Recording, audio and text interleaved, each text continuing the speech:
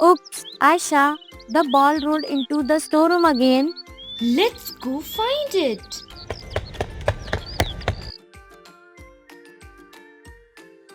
I found it. But wait, what's this underneath?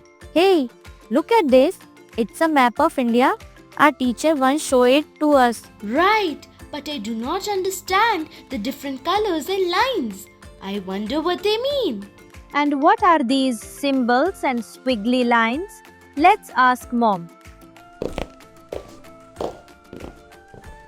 Mom, look what we found in the storeroom. It's a map of India, but we don't understand what all these colors and lines mean. Oh, that's a map showing the different physical features of India. Let's sit down and explore it together. India is a diverse country with various landscapes called physical features. Yay! And why are some parts green and others brown? It is because different colors on the map represent different types of landscapes. For example, brown represents mountains and green represents plains. Let's start with northern part of India. Up here in the north, we have the magnificent Himalayas, the tallest mountains in the world.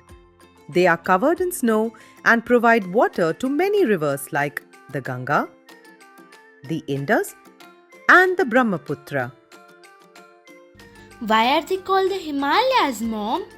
They are named after the Sanskrit words him, meaning snow, and ale, means abode.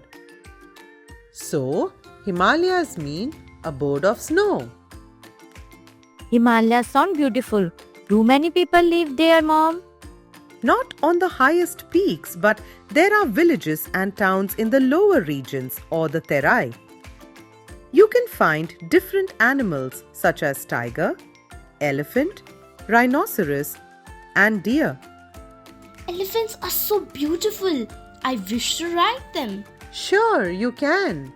These are the northern plains where rivers from the Himalayas bring fertile soil. They are ideal for farming. How do the rivers from the mountains make the soil fertile, Mom? Good question, Aisha. As the rivers flow down, they carry nutrient-rich silt that enriches the soil, making it perfect for growing crops. How is the weather here? It can get hot in summers and cold in winters. But the climate is favorable overall.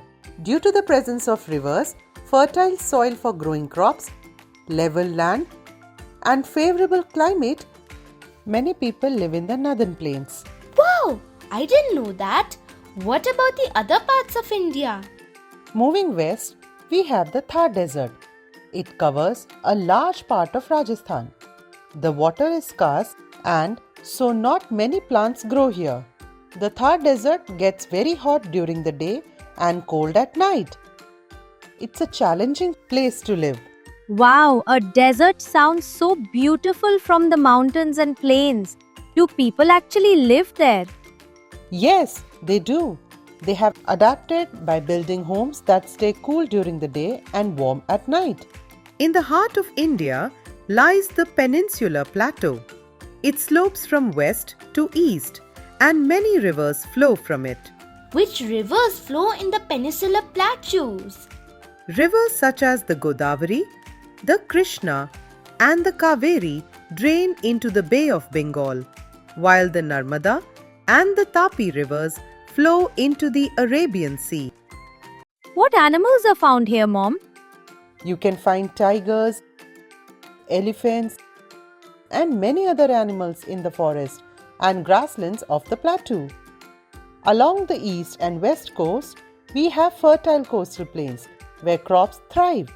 We call them the Eastern Coastal Plains and the Western Coastal Plains.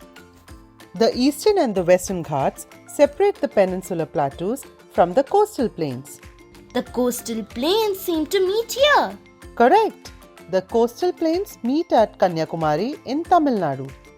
India is also surrounded by beautiful islands like Andaman and Nicobar and Lakshadweep. Why are these islands separate from the mainland, Mom?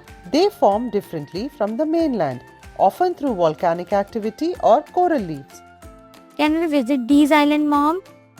Yes, people from all over the world visit these islands for the natural beauty.